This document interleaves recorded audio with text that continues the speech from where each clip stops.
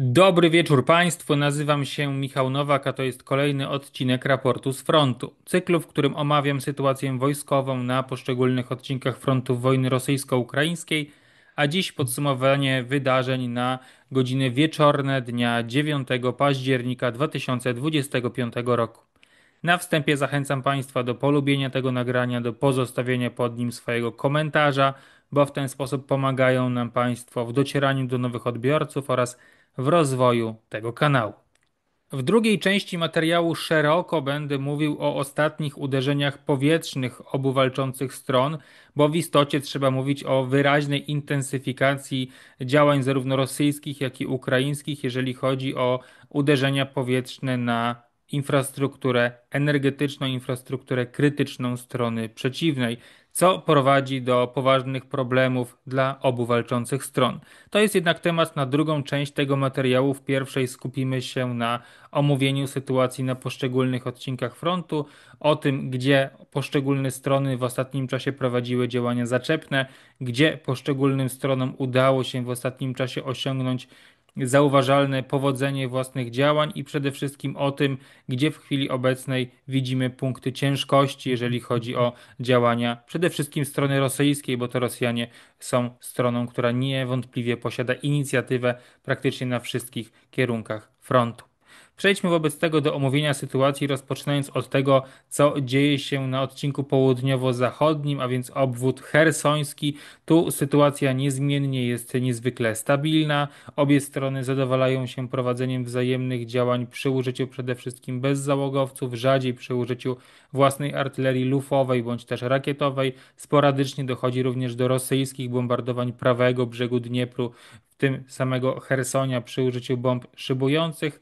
Nie ulega jednak wątpliwości, że z perspektywy zarówno rosyjskiej, jak i ukraińskiej ten odcinek nie ma kluczowego znaczenia, a jeżeli już obserwujemy jakiekolwiek walki, to koncentrują się one niezmiennie na wyspach u ujściu Dniepru do morza.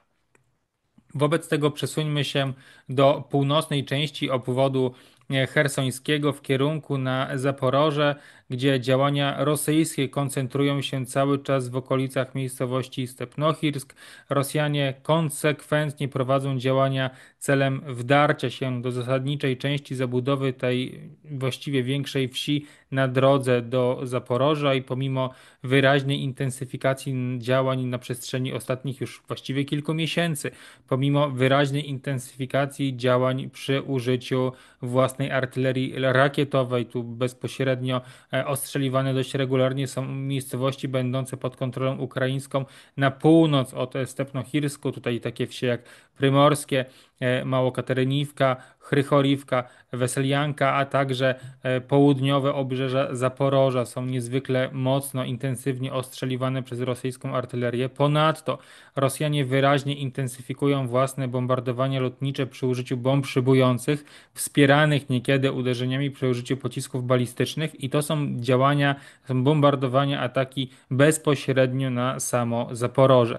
Głównym celem rosyjskich uderzeń bombowych w wypadku Zaporoża jest infrastruktura energetyczna, a także zabudowania przemysłu ciężkiego w samym mieście, co prowadzi do czasowych przerw w dostawie prądu i do zniszczeń krytycznej infrastruktury w mieście, co może też rodzić przypuszczenia co do tego, że Rosjanie w takiej dłuższej perspektywie będą zamierzali pod Zaporoże podejść. I tu mówimy przede wszystkim o tych ostrzałach artyleryjskich, które koncentrują się na północ od Stepnohirsku, a na południe od Zaporoża. Niemniej, jeżeli idzie o same rosyjskie działania zaczepne, które wsparte są ostatnimi czasy przez pododdziały wojsk powietrzno-desantowych, które zostały w ten rejon przesunięte w ciągu ostatnich kilku tygodni, to rosyjskie działania zaczepne nie doprowadziły do żadnych wyraźnych sukcesów. Nadal Ukraińcy kontrolują zasadniczą część tej wsi, nadal Rosjanom nie udało się wyjść poza pozycje, do których dotarli już dobrych kilkanaście tygodni temu. Nadal w rejonie głównych dróg biegnących z Kamiańska, tak naprawdę obwodnicy na południe od Stepnohirsku, Rosjanie właściwie zalegli i nie są w stanie posunąć się dalej. Również to samo dotyczy rosyjskich prób oskrzydlenia Stepnohirsku od wschodu, jakiekolwiek uderzenia z rejonu Kamiańskie kierunku północno-wschodnim, też uderzenia na wschód w kierunku Stepnowe kończą się dla Rosjan niepowodzeniem. Niemniej wydaje się, że w chwili obecnej nadal z perspektywy rosyjskiej jest to kierunek o znaczeniu drugorzędnym, biorąc pod uwagę skalę zaangażowanych sił i środków w porównaniu do głównych kierunków rosyjskich działań ofensywnych, ale jednocześnie widzimy wyraźnie, że pewna intensyfikacja ze strony rosyjskiej tutaj nastąpiła, nie doprowadziła ona jednak do zasadniczych zmian, jeżeli chodzi o strefy kontroli poszczególnych wojsk. Przesuńmy się wobec tego w kierunku wschodnim. Na południe od Orechowa sytuacja jest całkowicie ustabilizowana. Walki mają jedynie charakter pozycyjny, dochodzi do sporadycznych ostrzałów artyleryjskich i jeszcze bardziej sporadycznych bombardowań ukraińskich pozycji w rejonie Orechowa. Przesuwając się jeszcze dalej w kierunku wschodnim, docieramy do Hulajpola. Na kierunku tego miasteczka Rosjanie prowadzą intensywne działania ofensywne. Jest to jeden z punktów ciężkości, jeżeli idzie o te rejony, gdzie Rosjanie prowadzą swoje główne działania ofensywne. Tu Rosjanie koncentrują swoją uwagę przede wszystkim na północny wschód od Hulajpola, na styku trzech ukraińskich obwodów, a więc Donieckiego, który w jego południowo-zachodniej części w całości dostał się już pod kontrolę rosyjską i w chwili obecnej walki przesunęły się do obwodu dniepropietrowskiego i zmierzają ku granicy obwodu zaporowskiego. Jeżeli idzie o ostatnie rosyjskie postępy w tym rejonie, to wspomnieć należy o tym, że po pierwsze, jeżeli chodzi o te północne działania rosyjskie, a więc z rejonu Kałeniwskie, Stepowe, w rejonie Worone, to tu Rosjanie nie osiągnęli większego powodzenia. Udało im się dotrzeć do wsi Werbowe i w pewnym momencie przejęli nad nią kontrolę, natomiast w późniejszym czasie doszło do serii ukraińskich kontrataków, które przynajmniej częściowo okazały się skuteczne, gdyż udało się tutaj ustabilizować sytuację i uniemożliwić Rosjanom dalsze postępy w kierunku północnym oraz zachodnim, bezpośrednio na Wysznewę i tym samym w kierunku drogi łączącą Hulajpole z miejscowością Pokrowskie, czyli tą zasadniczą drogą, która służy Ukraińcom do zaopatrywania Hulajpola i tak naprawdę wszystkich miejscowości na wschód od tego miasteczka. Ewentualne przecięcie tej drogi z punktu widzenia ukraińskiego miałoby katastrofalne konsekwencje, ale jeżeli idzie o te działania rosyjskie na północnym odcinku, to tak jak powiedziałem, one nie przyniosły większych rezultatów. Spowodowane to było jednak przede wszystkim tym, że Ukraińcy w ostatnim czasie wyprowadzali tutaj serię kontrataków. Z jednej strony w kierunku wsi Werbowe, gdzie pewne powodzenie osiągnęli, ale przede wszystkim na północny wschód od tego rejonu, gdzie atakowali w rejonie wsi Szisznewe, w rejonie Nowoseliwki oraz na Sosniwkę. Część z tych wsi przeszła pod czasową bądź też pełną kontrolę ukraińską, ale w istocie mówimy tutaj o strefie szarej, pozostającej poza kontrolą którejkolwiek ze stron, gdyż zabudowania tych niewielkich wsi, a właściwie osad zostały już doszczętnie zrównane z ziemią i tym samym kontrola odbywa się wyłącznie przy użyciu bezzałogowców. Natomiast patrząc nieco dalej na południe, tu Rosjanie osiągnęli dużo większe powodzenie, gdyż jednostki wchodzące w skład grupy Armii Wostok, która działa na całym tym odcinku, ale te działania prowadzone na południowym odcinku przynoszą Rosjanom dużo wyraźniejsze rezultaty, jeżeli chodzi o zdobycze terenowe. Przede wszystkim Rosjanie na dość szerokim odcinku, kilku co najmniej kilometrów, podeszli do wschodniego brzegu rzeki Janczur, przejmując kontrolę nad miejscowościami Ochotczyne, następnie Nowoseliwskie, docierając do wsi Pawliwka, która w chwili obecnej może znajdować się już pod kontrolą rosyjską.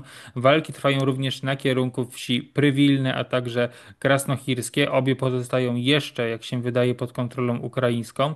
Jednocześnie Rosjanie, jak się wydaje, poczynili już próby forsowania brzegu Janczur i próby utworzenia przyczółku na zachodnim brzegu tej rzeki. Jednak na chwilę nagrywania przeze mnie tego raportu nie ma żadnych rzetelnych, wiarygodnych, a tym bardziej potwierdzonych wizualnie dowodów wskazujących na ewentualne utworzenie faktycznego przyczółku przez Rosjan na zachodnim brzegu tej rzeki. Natomiast biorąc pod uwagę fakt, że w istocie jest to rzeczka, właściwie strumyczek, to nie powinien on z perspektywy rosyjskiej stanowić większej przeszkody terenowej. Natomiast w tym wypadku należy wspomnieć wyraźnie o tym, że Rosjanie dotarli do zasadniczej ukraińskiej linii obronnej, która biegnie właśnie wzdłuż zachodniego brzegu rzeki Janczur. ale biorąc pod uwagę ukraińskie problemy na tym kierunku, które przede wszystkim, właściwie jak na wszystkich innych, wynikają z głębokich problemów kadrowych, mówiąc wprost, Ukraińcom brakuje ludzi do obsadzenia linii frontu, to nawet utworzenie tej zwartej linii obronnej może wcale nie gwarantować tego, że Rosjanie na tej linii zostaną przez Ukraińców zatrzymani. Nadal, jeżeli chodzi o ten kierunek, to celem rosyjskim jest dotarcie do wspomnianej drogi pomiędzy Hulajpolem a miejscowością Pokrowskie, przecięcie jej na wybranym odcinku, a przynajmniej zbliżenie się do niej na odległość kilku kilometrów, tak aby trwale zablokować możliwość przemieszczania się tą drogą jakichkolwiek transportów wojskowych. W konsekwencji zwijanie linii frontu w kierunku południowym, tak aby oskrzydlić Hulajpole od południa i potencjalnie przejąć tę miejscowość bez wdawania się w ciężkie walki wiejsko-miejskie, zmuszając Ukraińców do wycofania się w kierunku zachodnim bądź też północnym. Jednocześnie cały czas Rosjanie dążą do tego, aby sukcesywnie zwijać ukraińską obronę na teren, na kierunku obwodu zaporowskiego i na kierunku północnym, gdyż te ukraińskie pozycje obronne skierowane są tutaj południkowo, a nie na wschód, gdyż Ukraińcy spodziewali się rosyjskich postępów, rosyjskich działań ofensywnych z kierunku południowego, ale ze względu na fakt, że na przełomie poprzedniego i tego roku doszło do tych rosyjskich sukcesów na wschodzie, w zachodniej części obwodu donieckiego, czego konsekwencją finalną było zajęcie Wełyki Nowosyłki, no to na przestrzeni kolejnych miesięcy Rosjanie przesunęli się już o ponad 30 km w kierunku zachodnim, kontynuując swoje działania, powoli zwijając ukraińską obronę, która nie została przygotowana do odparcia działań nadchodzących ze strony wschodniej. Przesuńmy się wobec tego w kierunku ponownie północnym, powoli zbliżając się do Pokrowska. Zanim jednak rejon Pokrowska, to rejon Nowopawliwki. Tu Rosjanie również intensyfikują własne działania. Mamy informacje o przerzuceniu elementów części jednostek rosyjskich, które wcześniej walczyły na południu od Pokrowska, co bezpośrednio wskazuje nam na to, że Rosjanie dali sobie spokój z próbą zdobywania Pokrowska, ale to w istocie potwierdza się już na przestrzeni ostatnich wielu miesięcy, gdzie Rosjanie wyraźnie nie prowadzą działań szturmowych celem zdobycia Pokrowska poprzez walki miejskie. Natomiast tu mamy informację co do tego, że Rosjanie skutecznie przekroczyli linię rzeki Wowcza, przejmując kontrolę nad wsią Filia na kierunku Nowopawliwki. Jednocześnie Rosjanie atakują w kierunku Nowopawliwki również z rejonu Kotlierivki, Troickie, Chorichowe, przy czym te działania, jak się wydaje, do tej pory nie przyniosły Rosjanom większych sukcesów. Natomiast Ukraińcy kontratakowali na wschód od Nowopawliwki w rejonie Murawki i Nowomykołajówki, osiągając pewne postępy terenowe i wypychając rosyjskich żołnierzy z rejonu wspomnianej wsi Nowomikołajówka. Przesuńmy się wobec tego w kierunku Pokrowska. Zanim samo miasto, to wspomnieć należy o tym, co dzieje się na zachód od Pokrowska, gdzie przez wiele miesięcy sytuacja była bardzo stabilna ze względu na ukraińskie kontrataki jeszcze z początku tego roku, które pozwoliły zatrzymać Rosjan na wysokości miejscowości Udacznej Kotłynę, ale w ciągu ostatnich kilkunastu tygodni Rosjanie czynili starania celem ponownego zajęcia czy też wypchnięcia Ukraińców z obu tych wsi. Finalnie Udaczne i Kotłynę dostały się pod rosyjską kontrolę, a z rejonu Udacznego Rosjanie w ostatnim czasie przesunęli się kilkaset metrów dalej na północ, docierając do zabudowań nieczynnej kopalni węgla Pokrowsk. Jeżeli chodzi o ten kierunek rosyjskich działań, to nie ulega wątpliwości, że w pierwszej kolejności będzie to przejęcie kontroli nad całością zabudowań tej kopalni, co umożliwi Rosjanom przesunięcie załóg bezzałogowców celem rażenia wszelkiego ruchu odbywającego się na kierunku Pokrowska wzdłuż drogi E50, a także przede wszystkim drogi przez Chryszynę, która jest zasadniczą ukraińską trasą zaopatrzeniową do samego Pokrowska. Chociaż wspomnieć należy oczywiście o tym, że jeżeli chodzi o Pokrowsk, to w istocie wszystkie drogi biegnące do tego miasta od zachodu, czyli te drogi, z których korzystają Ukraińcy celem zaopatrywania własnych wojsk, celem rotacji, celem ewakuacji rannych, są pod właściwie pełną rosyjską kontrolą ogniową i wszelkie raporty sytuacyjne, czy też zeznania ukraińskich żołnierzy, którzy walczyli bądź też walczą nadal w Pokrowsku, wskazują na to, że jedynie jeden na kilka pojazdów, które kierują się w stronę Pokrowska lub też z Pokrowska wyjeżdżają, osiąga swój cel. To znaczy większość pojazdów, które jadą w kierunku Pokrowska lub też próbują z niego wyjechać, jest niszczonych przez rosyjskie bezzałogowce, przede wszystkim przez drony FPV i dokładnie to samo dotyczy przecież żołnierzy, którzy tymi pojazdami się poruszają, więc straty w pojazdach często równają się również stratom, jeżeli chodzi o żołnierzy poruszającymi się tymi pojazdami. W istocie oznacza to więc, że Pokrowsk i Myrnohrad są właściwie w takim operacyjnym okrążeniu. Możliwości zaopatrywania, rotacji, ewakuacji są niezwykle poważnie ograniczone i to jest sytuacja, która trwa już od właściwie wielu miesięcy. Nie poprawiła się ona zasadniczo z punktu widzenia ukraińskiego, a raczej ulega dalszemu pogorszeniu ze względu na te rosyjskie postępy, które teraz odnotowali Rosjanie na południowy zachód, czy też właściwie na zachód od samego Pokrowska, już na północ od Udaczne. I wspomnieć tutaj należy o tym, o czym mówiłem kilka minut temu, czyli z perspektywy rosyjskiej celem nie jest zdobycie samego Pokrowska. I widać wyraźnie, że Rosjanie nie próbowali nawet podejmować szerszych działań celem zdobycia tego miasta szturmem. Natomiast z perspektywy rosyjskiej ta sytuacja jest dość komfortowa, gdyż Ukraińcy ponoszą bardzo poważne straty w utrzymywaniu Pokrowska, utrzymywaniu spoistości własnej obrony w trakcie zaopatrywania, rotacji, ewakuacji dzięki właśnie uderzeniom dronów FPV, między innymi, czy też ostrzałom artyleryjskim, bombardowaniom lotniczym. Z drugiej strony Rosjanie nie ponoszą poważnych strat, gdyż nie prowadzą szerokich działań ofensywnych celem zajęcia Pokrowska, ale jednocześnie cały czas Rosjanie wiążą ukraińską obronę w Pokrowsku i zmuszają Ukraińców do podejmowania kolejnych wysiłków celem utrzymania miasta, ze względu na to, że nieustannie Rosjanie prowadzą działania o charakterze infiltracyjnym, działania w postaci przenikania niewielkich oddziałów szturmowych do samego miasta, już w jego granicach administracyjnych. No właściwie to już w tym momencie walki trwają w samym Pokrowsku, gdzie Rosjanie kontrolują co najmniej południowo-wschodnią część tego miasta. Okresowo dochodzi do przenikania rosyjskich oddziałów szturmowych nawet w okolice centrum Pokrowska, przy czym właściwie każdorazowo te grupy szturmowe są przez Ukraińców likwidowane. Natomiast są to niewielkie oddziały składające się z trzech, czterech rosyjskich żołnierzy, którzy przenikają przez często nieobsadzone posterunki, nieobsadzone pozycje obronne. W tym momencie punkt ciężkości, jeżeli chodzi o walki w Pokrowsku, obserwujemy w dzielnicy Szachtarskiej w rejonie drogi E50. Tu w pewnych rejonach Rosjanie tę drogę nawet już przecięli. I dodatkowo pojawiły się informacje, że Rosjanie dotarli również do linii kolejowej na zachodnich obrzeżach Pokrowska. Pokrowsk nie jest więc pod pełną kontrolą ukraińską, mimo tego, że tego rodzaju informacje są dość regularnie kolportowane przez oficjalne bądź też nieoficjalne źródła ukraińskie. Rosjanie w Pokrowsku cały czas stacjonują, przynajmniej w jego południowo-wschodniej części, a także w południowej i czasami południowo-zachodniej części tego miasta. Są to działania infiltracyjne, mające na celu wiązanie sił ukraińskich i nadal nie wydaje się, by Rosjanie dążyli do zajęcia tego miasta poprzez bezpośrednie uderzenie od południa. Jeżeli chodzi o sąsiedni Myrnohrad, to to miasto jest pod pełną kontrolą ukraińską.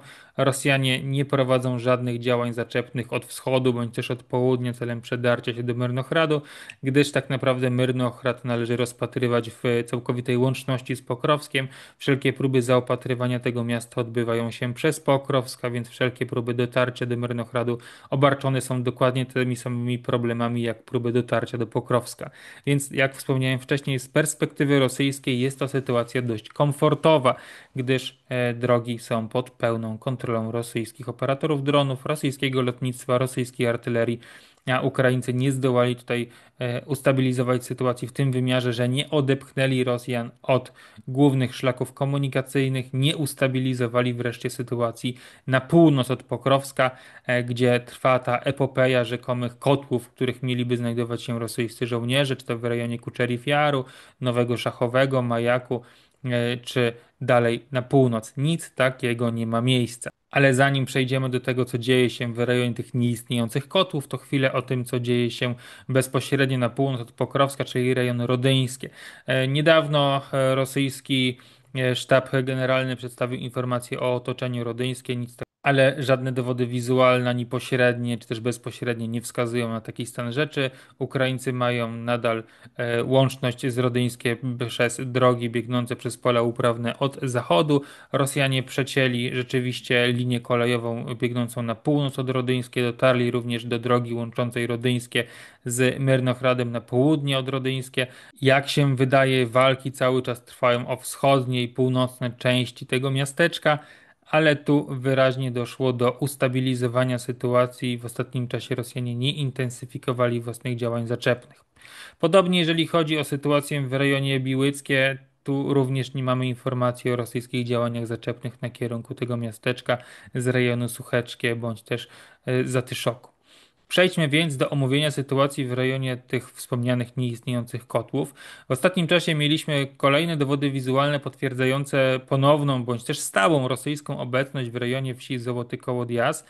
I jeżeli rzeczywiście by tak było, że Rosjanie ponownie przeniknęli w okolice tej wsi, no to oznaczałoby, że oddziały, które pozostają w okrążeniu od około 3 miesięcy wedle źródeł ukraińskich, są w stanie cały czas kontynuować działania zaczepne, co byłoby niezwykle zaskakujące. Biorąc pod uwagę więc właśnie te przesunięcia rosyjskie, należy zauważyć, że nie mamy żadnych dowodów wskazujących na rzeczywiste okrążenie wojsk rosyjskich. Być może okresowo dochodzi do braku możliwości zaopatrywania tych oddziałów przez jednostki piechoty, czy też przez przez lądowe szlaki komunikacyjne, ale w takich wypadkach Rosjanie po prostu zaopatrują własnych żołnierzy przy użyciu bezzałogowców. Nie byłoby to nic specjalnie zaskakującego.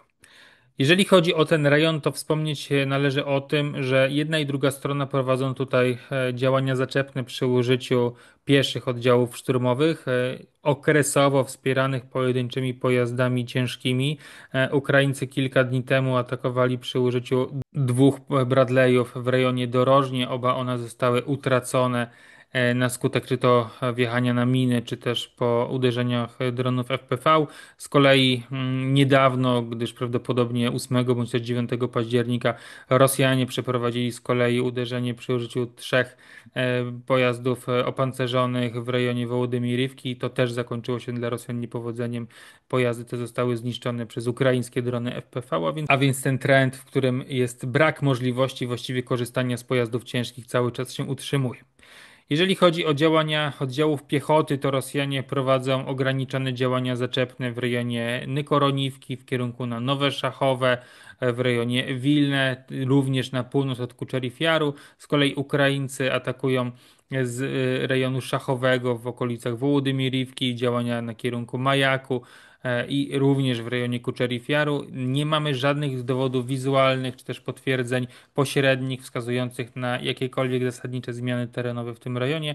Sytuacja jest tutaj dość stabilna, nie możemy jednak mówić o rzeczywistej linii frontu.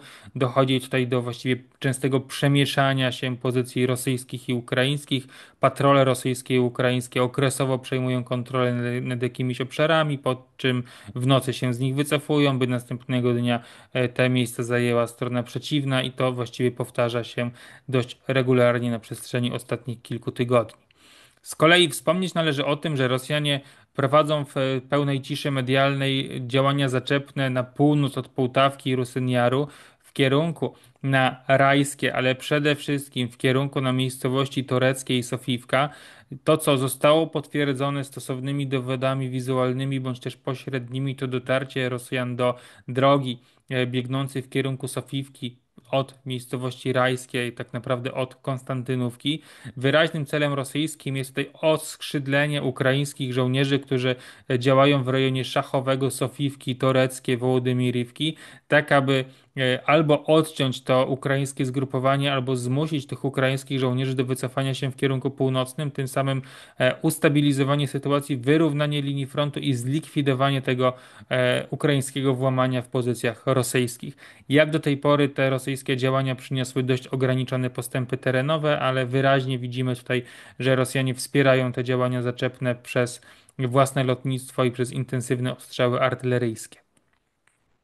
Zwróćmy się w takim razie w kierunku Konstantynówki, gdyż jak się wydaje, Rosjanie przesuwają swoją uwagę z rejonu Pokrowska właśnie na Konstantynówkę, gdzie w ostatnim czasie zintensyfikowali własne działania zaczepne od południa, przede wszystkim osiągając powodzenie na południe od zbiornika Kłeban-Byk poprzez zajęcie wsi o tej samej nazwie. Tym samym Ukraińcy, jeżeli jeszcze kontrolują południowy brzeg tego zbiornika, to znajdują się nadal w pełnym okrążeniu i mogą się wycofać jedynie przy użyciu jakichś łodzi pontonowych w kierunku brzegu północnego. Z rejonu Kłybanbyku Rosjanie przesuwali się wzdłuż brzegów rzeki Krivitoreck w kierunku na Pliszczajówkę, według źródeł rosyjskich docierając do jej południowych krańców i przejmując nad nimi kontrolę. Źródła ukraińskie temu zaprzeczają.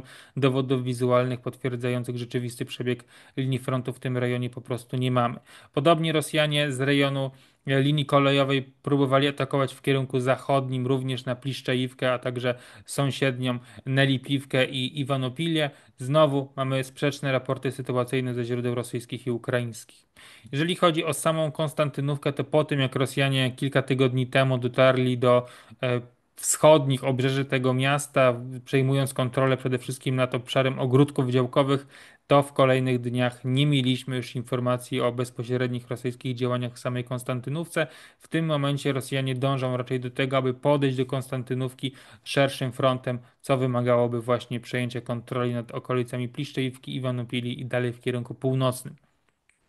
Z kolei, jeżeli idzie o sytuację na wschód od Konstantynówki, to tu walki koncentrują się w rejonie wsi Pretteczynę, która pozostaje pod kontrolą ukraińską. Tu Rosjanie prowadzą działania zaczepne zarówno od północy z rejonie zajętych już stupoczek, jak i od południa z rejonu też zajętych ogródków działkowych wchodzących w granice administracyjne Konstantynówki.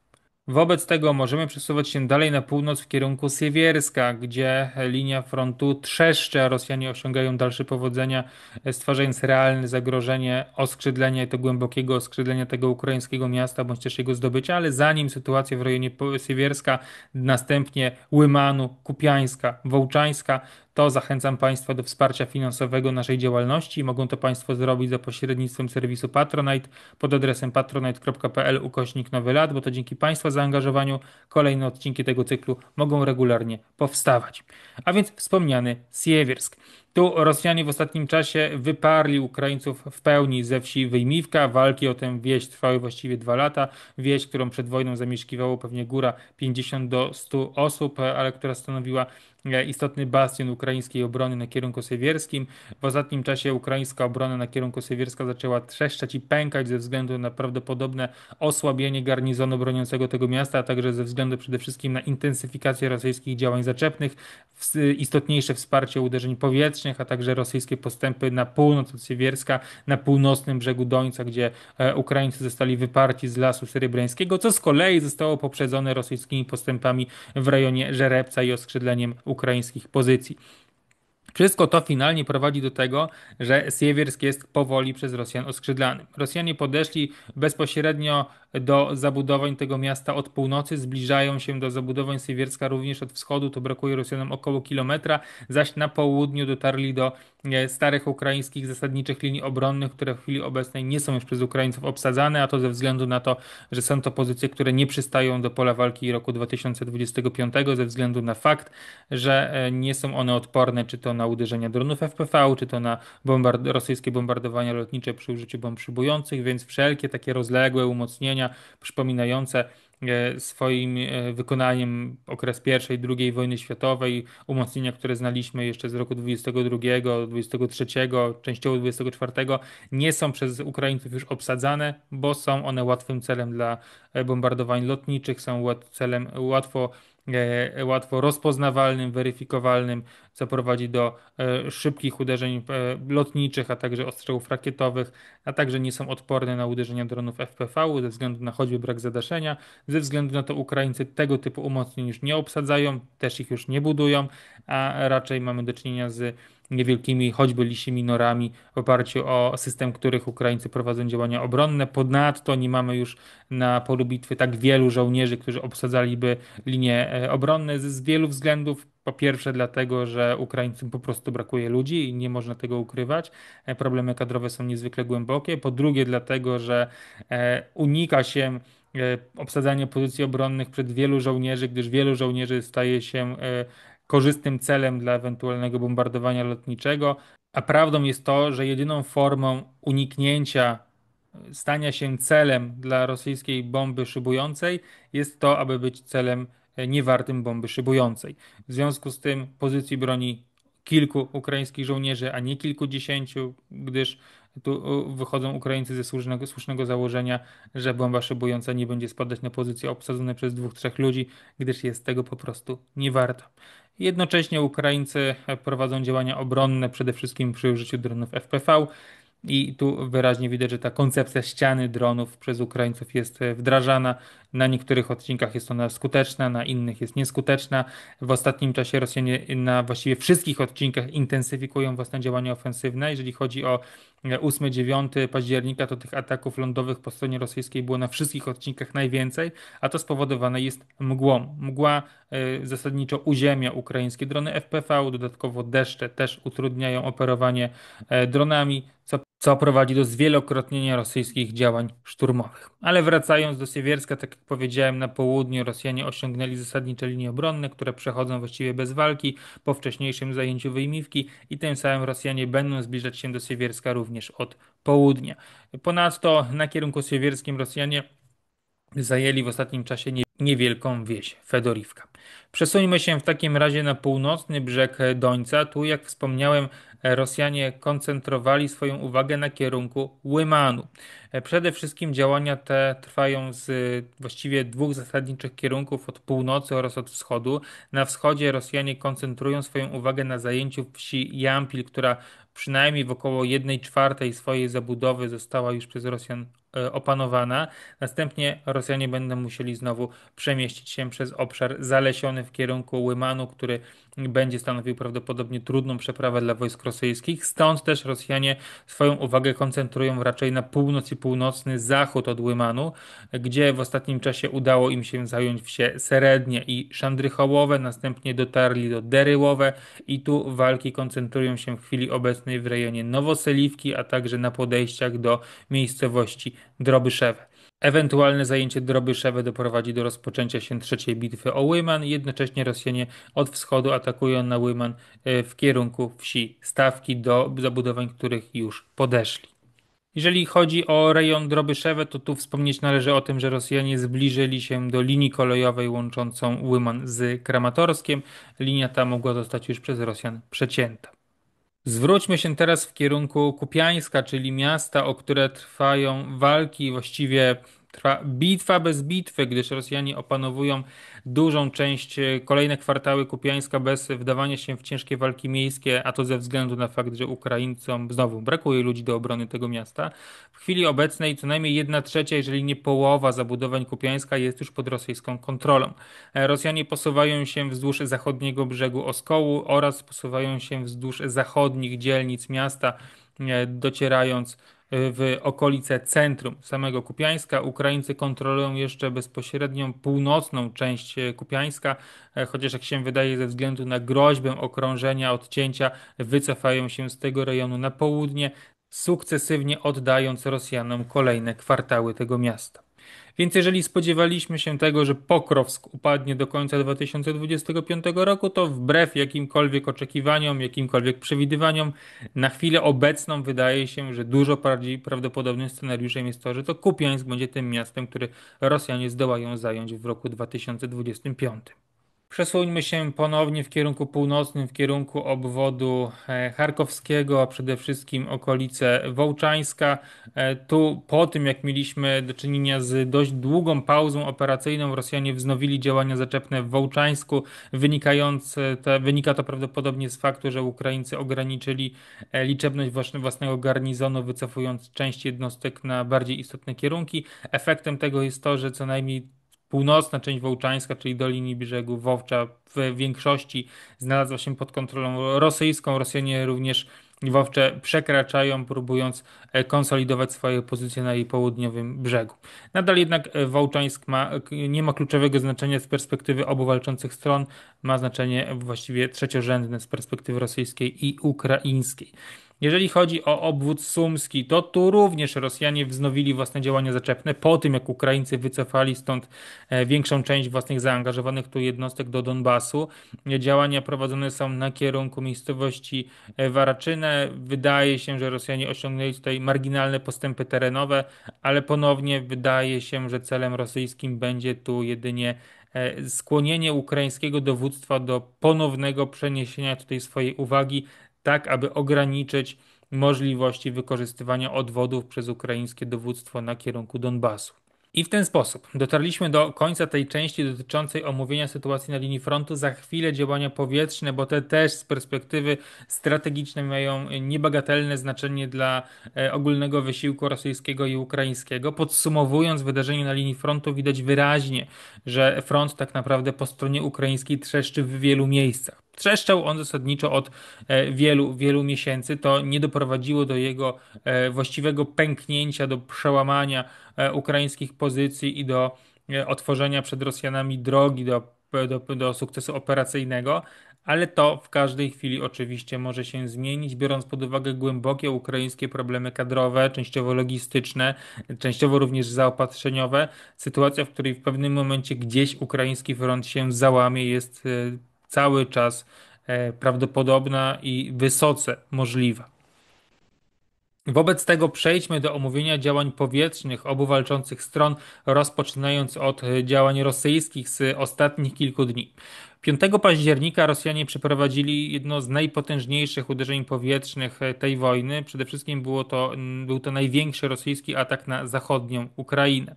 Tego dnia doszło do największego w czasie wojny uderzenia powietrznego na Lwów, zarówno przy użyciu bezzałogowców, dronów uderzeniowych typu Szachet, Gerań, bądź też przy użyciu pocisków manewrujących czy też balistycznych. Ukraińcy deklarowali, że w trakcie odpierania tego ataku w rejonie Lwowa zestrzelili 163 cele różnego typu, w tym 23 pociski manewrujące, ale jednocześnie nie ulega wątpliwości, że Rosjanie w trakcie tego ataku porazili wiele celów na terenie Lwowa i jego okolic. Przede wszystkim częściowo zniszczone zostały największe obiekty przemysłowe w Lwowie. Chodzi tutaj o park przemysłowy Sparrow, które wedle niektórych niejawnych źródeł, oczywiście całkowicie niepotwierdzalnych, wykorzystywane były jako punkt odbioru i dystrybucji wsparcia wojskowego docierającego na Ukrainę od państw zachodnich ze strony Polski. Ponadto w trakcie tego ataku zaatakowano również rejon Drohobycza oraz miejscowości Stryj. Rosjanie prowadzili również działania na kierunku obwodów Iwano-Frankowskiego i Winnickiego, gdzie celem rosyjskich uderzeń powietrznych była ukraińska infrastruktura energetyczna. Trafiona została m.in. bursztyńska elektrownia cieplna. Wspomnieć należy również o tym, że wyraźnie Rosjanie zintensyfikowali własne uderzenia powietrzne przy użyciu bezzałogowców i rzadziej pocisków balistycznych na ukraińską infrastrukturę energetyczną w przygranicznych obwodach czernichowskim, sumskim i charkowskim. W wyniku tych ataków rażone były m.in. podstacje energetyczne i elektrociepłownie. Doszło do częściowego bądź też całościowego wstrzymania dostaw prądu do Czernichowa, Charkowa i szeregu innych miejscowości ukraińskich przy granicy rosyjskiej. Ponadto Rosjanie w ostatnim czasie prowadzili działania powietrzne celem rażenia zakładów przemysłowych. Tu wspomnieć należy o miastach Dnipro, Zaporoże, jak i składów paliwa. Atakowali również w ostatnim czasie dość intensywnie infrastrukturę związaną z przewozem kolejowym, jak lokomotywownie czy składy kolejowe. Wspomnieć należy również o ataku, do którego doszło 3 października, gdyż tego dnia Rosjanie przeprowadzili najpoważniejsze, najsilniejsze do tej pory uderzenie powietrzne na ukraińską infrastrukturę gazową. Według ukraińskiego Naftochazu był to największy jak do tej pory atak na obiekty wydobycia gazu od początku rosyjskiej agresji. I atak ten spowodował ubytek około 60% krajowej produkcji gazu, co zmusiło ukraiński rząd do podjęcia rozmów z państwami zachodnimi celem importu gazu z państw Unii Europejskiej. Jak wspomniałem wcześniej, Rosjanie atakowali również obiekty przemysłowe, tutaj wspomniane Zaporoże, ale również Dnipro czy miasta bliżej granicy rosyjskiej.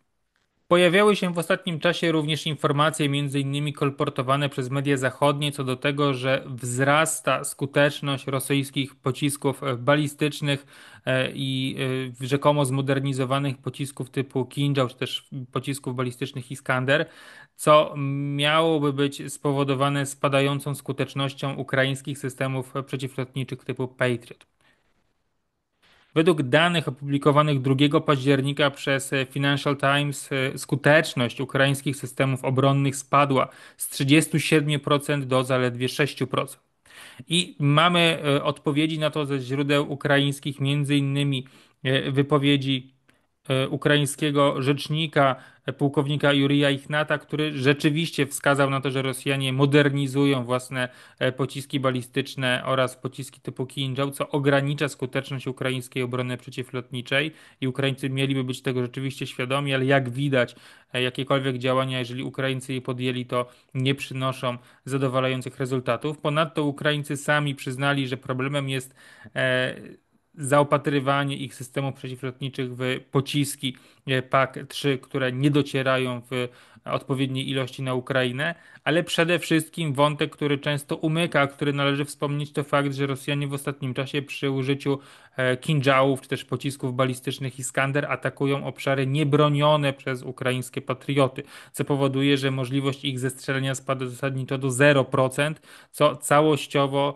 zaburza nieco ten obraz skuteczności ukraińskich systemów obronnych, gdyż całościowo skuteczność tych systemów po prostu musi spadać, gdyż atakowane są cele, które nie mogą być bronione, bo tam nie ma systemów typu Patriot, bo Ukraina ma ich po prostu za mało i broni przy ich użyciu tylko kluczowych obiektów na terenie Ukrainy, czy też kluczowych miast, jak choćby Kijowa.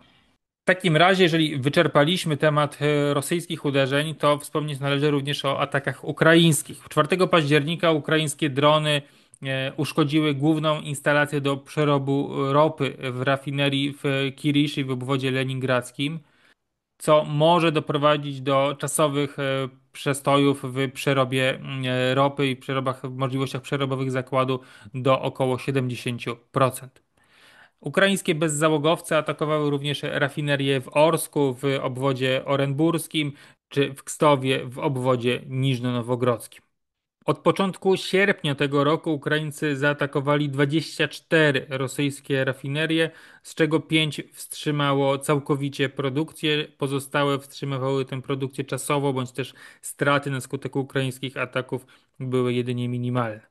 Zaznaczyć jednocześnie należy, że Ukraińcy w ostatnim czasie intensyfikują również ostrzały przygranicznych miast rosyjskich, biorąc na cel obiekty infrastruktury energetycznej.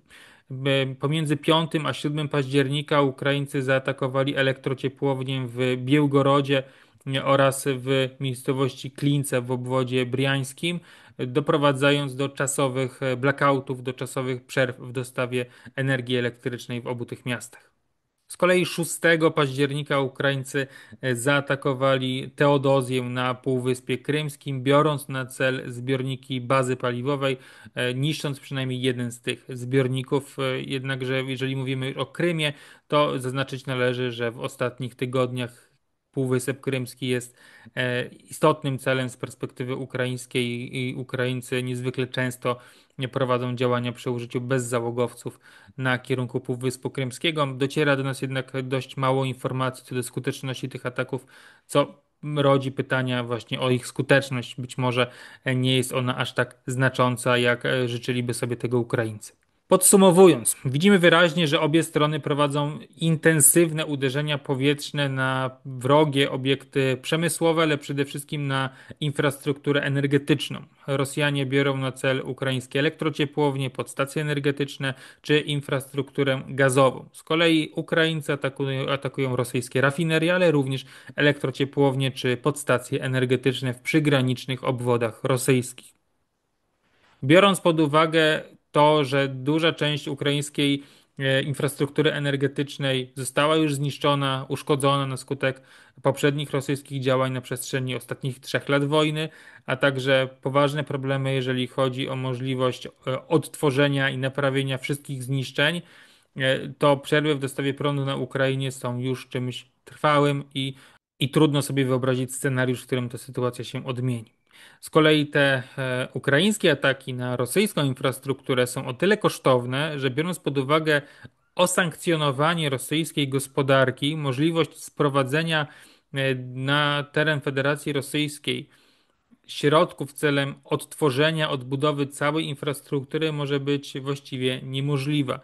Wiele z tych obiektów stawianych było przy zastosowaniu zachodnich rozwiązań technologicznych, a biorąc pod uwagę politykę sankcyjną, tych obiektów po prostu Rosjanie nie będą w stanie przynajmniej szybko naprawić, odtworzyć i przywrócić do użytkowania.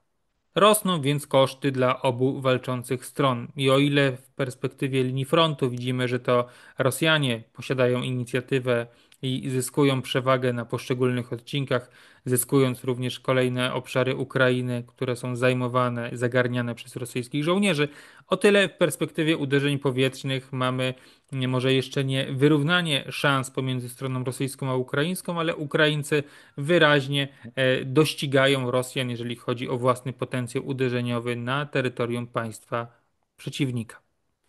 Oczywiście o tym, jak sytuacja będzie rozwijać się w kolejnych tygodniach wojny rosyjsko-ukraińskiej, będę Państwa informował w kolejnych odcinkach raportu z frontu. Zachęcam więc Państwa do subskrypcji naszego kanału, aby tych kolejnych odcinków nie przegapić. Za dziś serdecznie Państwu dziękuję i do usłyszenia już niedługo.